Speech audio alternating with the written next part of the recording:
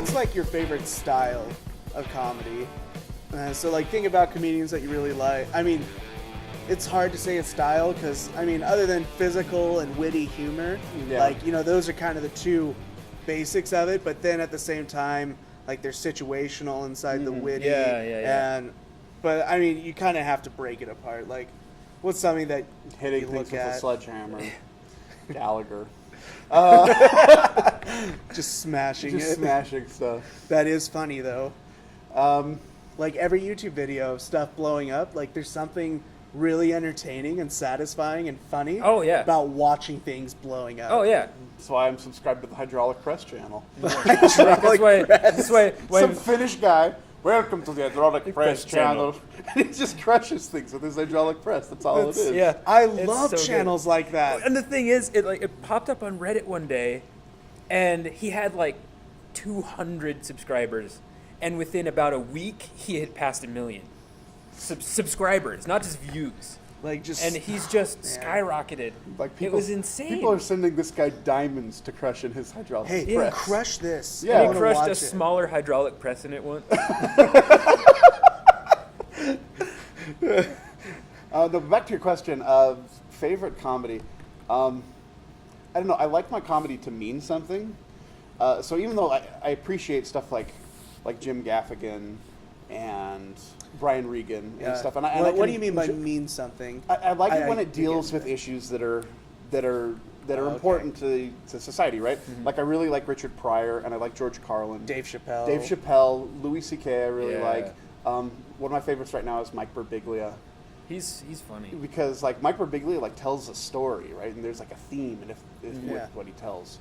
And he's a really good storyteller, and the way he crafts the story. Mm-hmm. Yeah. And even though he's a comedian, like, you know, he'll go for like 10, 15 minutes of not telling a joke, like not being funny. He's just as compelling as he is funny. Yeah. So that's kind of my pantheon, and I don't want to say that I don't like Jim Gaffigan or I don't like John Mulaney, because I do. I think they're great, and I would pay their money to go see their shows. But like I feel satisfied, and I feel satisfied when when I can see something. I think that comedy has an amazing ability to help reframe like trauma and difficult times and dark stuff. I don't think there's anything so horrible in this world that it can't be laughed at. I'm not saying that you have to laugh at it. I'm just saying that there's things that if you can use comedy to heal all wounds, right? Yeah. Like laughter is the best medicine in a way. That's comedy that it's also a good weapon too. Yeah. If you know how to target it right. Yeah. Well, yes, it is. It can be. I don't like comedy purely for shock value. I think that getting laughs because people are nervous about a subject isn't the right way to go about it. I like wit, and I like cerebral humor. I like when you can tell that a comedian knows what he's talking about, because there's a difference between making fun of something and making light of something. Mm-hmm. So like when people are just poking fun at something on the surface and it seems malicious, I don't really care for that. But when somebody breaks down a topic and finds something in it that's funny and kind of pulls it out of the mire, I like that. So like kind of going back to what you're saying, using comedy as a way to give real social commentary in a positive light, I like that a lot. And I'm not so much into slapstick and physical humor. Which is why we do improv. So we can really take that hard issues. Yeah. No, Bill Burr, I think, does that a lot of times. Yeah. I love Bill Burr. I think he's really on point with some things, but I think he dabbles back and forth on the side of making light of something and making fun of something. Oh yeah, he'll definitely just straight up make sometimes fun of something. He really has put a ton of thought into it, and then other times you're like, okay, he's just being funny now. Like, don't take him serious. Like, it's just a joke. Yeah, and he tells you that too. He's like, this is just a joke. No one should listen to me by any means. I am a comedian. I'm an idiot. But here's what. Anytime a comedian has to say, now don't worry, this is a joke, you're talking to the wrong people, or the wrong people have been watching. Because if you've had a point where people are like, I didn't come here for humor, You know, it's like, this isn't the place for jokes. I didn't come here to hear sexist jokes. Why are you watching Bill Burr then? Yeah. I want to indiscriminately watch everything and be happy with it. Yes. Yeah, so, I mean... Comedian should cater to my needs. Yeah. I shouldn't have a favorite comedian to go watch. Another comedian I love is Patton Oswalt. Oh, yes. Because I think Patton does a really good job of... I mean, one, he's got the non sequitur, just randomness of where his connections go, right? Mm-hmm. But I think he does, at least with a lot of his later stuff, he does a good job of bringing you into what his life is like, right? Like he talks about his depression, and he talks about being a father and stuff like that, and you know, with his wife recently passing away, that was one of the best. I laughed so hard, but at the same time, I felt so, you know, I felt that because my dad passed away recently, and so I know what it's like to lose someone. Granted, I'll never know what it's like to lose a wife, but so anyway. But no, it's just anyone, and I guess the kind of the word that comes down to is just being able to connect with people. Yeah. Is so huge in comedy, I think. No, my dad passed away too. So like, I love comedians when they can talk about death. Mm-hmm. It's just like, it's not like we're in a secret club or anything, Yeah. because a lot of people, but like Secret handshake. But man. like, I love I won't give it on camera. Yeah. I love hearing comedians though, like talk about death and just like bringing perspective to it. Especially like cancer is what got my dad. You know, hey, get your colon checked every once in a while. And exercise. Exercise Heart disease is my dad. So. Yeah. How long ago was it? He died 2010. 2010? Yeah, 2010. So it's been a long time. Yeah. that goes fast. I was actually at Comedy Sports when I heard he had died. Oh, no. Oh. Yeah, I was still working in the back, right? But I just get a text. It's like, your dad's in the hospital. I'm like, I gotta go. And then and I'd been working. That was kind of what I was focusing on was Comedy Sports and improving my art. And I come in the next week, and they're like, "All right, John, you think you're gonna be okay?" I'm like, "Yeah, I'll be okay." It's like, "Why don't you do a scene?" I'm like, "Okay." So I get up there to do a scene, and the other guy, I didn't get the memo or something, and starts doing a scene about a dad dying. Oh, no. Oh, no. And I'm just like, well, I guess I'm crossing this bridge now. That's the word. I was at my comedy club too in Arizona when I heard about my dad, but like he was already knocking on death's door in hospice. Oh, yeah. I am sorry to hear about your dad. And I as well, but just comedy clubs kill people. So that's the way we can have job security, is if we tell everyone that comedy will kill your fathers. If you try and get into it, that way the market is not saturated. Yep. Yeah. If you try Comedy Sports, your dad's gonna Destroying our own gene pool. I like Louis C.K. too. Yeah. I love the way he tackles issues. His TV show, Louis. My favorite. Oh, sorry. No, go ahead. I don't mean to My interrupt. favorite episode ever was the Never episode, because he did. Okay, so it was an episode combined. It was, the first half was he was babysitting this kid called Never. Yeah. And he was talking about how parents baby their kids. Yeah. And say like, oh, everything you do is so smart. You're wonderful. When in reality, the kid is a terrible, terrible person. And they're going to grow up to be a terrible person. He was addressing that issue. And then followed right after it was death. He was talking about death with Robin Williams. Robin Williams was in the episode. He hadn't died. Oh, I remember that. Yeah, but they visited a grave of a friend who had died and passed away, and they're like, we're the only two people who came. Like, oh man. And then they start wondering like about themselves and like, man, if I die, like, am I gonna be missed? Am I gonna be heard? And then so they go to a strip club together, and at the strip club, the guy's favorite strip club who had died, like all the strippers and the people who worked at the club were like, he died? Oh, and the club just like shut down. Everyone's bawling. Yeah. And the girl's like, he was the best, most kindest man ever. But like, yeah, no, it was just a great way. It was a great death episode. And then the Never Kid episode. The kid, spoiler alert, if you don't want to hear, plug your ears right now. But in the episode, the kid was a terrible person. He picked him up from school, and he was just like, I would like beef. I would like a bowl of beef.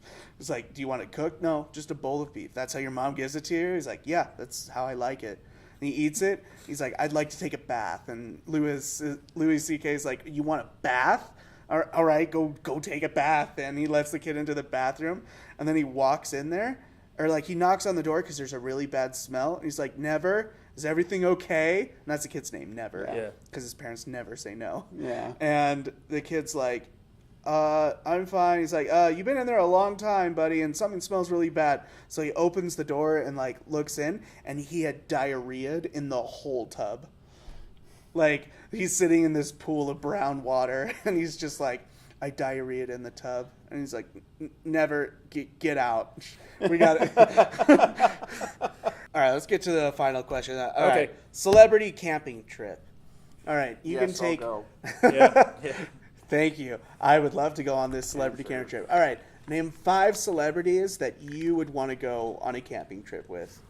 Just like tents out in the middle of nowhere. Yeah, Okay. or Provo Canyon, like any, like Bear Grylls. Anybody that can survive in the woods. Bear Grylls. you're Les going on a Stroud. camp. It's not like you're going to be stranded. Adam out there. Savage. It's a No. camping trip. Yeah. Camping trip. You could even bring have an any- RV or something. Oh no, I wouldn't bring an RV because, actually, I might. If I had money for an RV. So, see, that's the thing. Like, I feel like I have this philosophy that I never want to meet any of my heroes because chances They do are, say that. Chances are they're not going to be the same. They're not going to be the same people, right? And they're not going to be who I expect. That being said, if I had to bring anybody with me, I'd probably want to bring comedians. Yeah. Right? First one that came to my mind was John C. Reilly. You'd bring John C. He would be fun. He would That be would be so much That fun. guy would be fun to go on a camping trip with. I would bring all 5 of the Backstreet Boys. Because then the camp songs would be amazing. You sell tickets. Yeah. Campside with the boys. Backstreet's back. All right. End up singing like Megadeth song. Like, we really actually just like hard rock. All right, so you got John C. Okay, Riley. I got John Are you C. gonna Reilly stick for with one. the Backstreet Boys? Maybe, if I can't come up with anyone else. I think Jennifer Lawrence, because She's- not only would she be really hot, but I feel like she's pretty down to earth as far as Yeah, actresses go. she seems like Yeah, that. she'd I would like- hope that she was. She would have no Yeah. problem eating a roasted hot dog. Like, Yeah. straight off the... Yeah. It's like, I want to go with people that would enjoy it. That's the thing. I think Chris Hemsworth would enjoy it. There's another one, and I think he's got like the. Chris I think he'd be Hemsworth. fun to know. You know, TJ said he would have Chris Hemsworth in his hot tub with him. I did the I'd same have Chris question. Hemsworth in a hot tub. I don't know about a campfire. See, that's the thing is like I lived with someone really attractive for 8 years, and I thought that maybe being This around wasn't your someone mom, was it? attractive, No. No, Just But kidding. like I thought that maybe being around someone attractive would increase my chances that I could like I'm like a hyena that leaves the lion leaves the scraps, and I thought maybe I can pick them up. But what I don't account for is that women aren't objects. And so they get up and leave when the lion goes somewhere else, and I was left with nothing. So Yeah, I love Aladdin. But I think Daniel Radcliffe would be fun to have because his dealings with like the paparazzi and like he seems pretty down to earth in general, like you were saying about Jennifer Lawrence. I think he would be fun. I would Hugh Jackman, Ryan Reynolds. Ryan Reynolds would be really Ryan good. Reynolds would be great all around. Who else? There's 2 more. I'll keep thinking. No, it's fine. You can keep thinking. So you had John C. Reilly, Jennifer Lawrence, Chris Hemsworth. You both are at 3 right now. I'll take Emma Stone. Emma Stone. I think Emma Stone. It's like would we're be picking really sides great. for a really weird game of football. And yeah, Emma Stone. I think she's another one. Like, okay, so I had a tough time growing up with female actresses because back in the 90s, you were cast a lot of times just because you were female, right? Like all the cartoons I watched growing up as a kid, you had the guy, you had the friend, and you had the female, right? Yeah. And so it was really hard for me to watch. It's been tough for me to make a cognitive shift into seeing, like, this is going to sound really sexist, and it is, to see women as a character, right? Yeah. To see women as at least in movies and stuff, as people who have motivations and goals and dreams and stuff like that. And I've been working really hard on that. Well, it's My not Little like Pony you now, helps. when you were a little kid. My Little Pony. Are you See- a brony? Well, here's the thing. Okay, so You didn't deny it. I've Answer the question. Are you a brony? I've watched 3 seasons of My Little Pony. That being said, I'm not going to conventions, right? Like, Okay. so you're like a brone. yeah, I'm a brone. Let's A put the brorse. E on the end. I'm a brorse. So I'm a yeah, Brownian. but that's the thing is, like, you've got 6 characters who are all female in a TV show that all have unique character traits and all have unique wants and are all strong characters, right?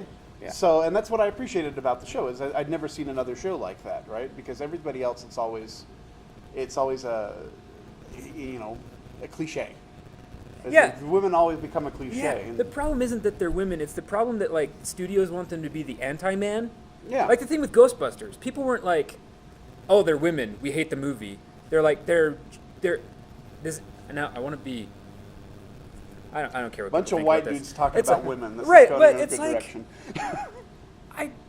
I don't have a problem with the comedians. They're comedians. They've gotten to where they are because they're good at what they do. You're talking about women comedians? Yeah. Okay. The thing is, they're the studio's like, well, the feminist movement's a thing. Let's remake Ghostbusters with women. That's what it felt like. Yeah. That's what it felt like the promotion of it was. I really liked it because I thought they Yeah. did a great job. Yeah, I mean, Uh, people just get mad at. We're going off on another tangent here. I wanted to know who wanted. I'd take Chris Pratt camping. Yeah. Oh my Chris Pratt would gosh, be a good yes. You stole him. That's who I should have picked. You can take You him can too. take him. I'll take too. Chris Pratt too. Keep All going right. to camping So trips. who were your Okay, John C. Reilly, John C. Chris Reilly, Pratt, Chris Chris Pratt, Hemsworth, Chris then Hemsworth. Emma Stone and Jennifer Lawrence. Okay. Those are my 5. I've got one more. Ryan Reynolds, Yeah. Hugh Jackman, Hugh Jackman, Chris Pratt, Chris Pratt. Daniel Radcliffe, That's right. I remember. And you do have one left. Patrick Stewart. That's a good one. Patrick Stewart. That's That would Sir be a Patrick great Stewart. one. Yep. He could tell you all sorts of old stories about the campfire. Dude, I'm loving, like, because he's watching him on Twitter and he's got, like, his new pit bull. He's Oh, like, I know. His rescue pit bull. Yeah. He got a pit bull? He's Yeah. See, I hate Twitter, so I don't watch anything on Twitter ever. he's a But- special kind of person. Like, I know that I mentioned growing up watching tons of Star Trek. Yeah. But he really is like a good person. Just a good guy. Yeah. Did you guys Good. like him in Logan? So good. I haven't seen it yet. Logan's so good. Great movie. David. They did. Got They it. did I said Wolverine yet. Justice. Have to do I said something. yet. I'm planning on seeing it. I want to see it. See you tomorrow, $5 Tuesdays. No, I'm gonna go. Thank you for watching Comedy Sandbox. Be sure to like, subscribe, share with your friends, talk about it. Also, if you want to see these guys, they also perform at Comedy Sports in Provo, Utah. Like them on Facebook. They'll announce the show and the cast of that night. My name's J.R. Timothy. I'm David Harris. I'm John Weaver. All right, thanks for watching. Bye. Goodbye.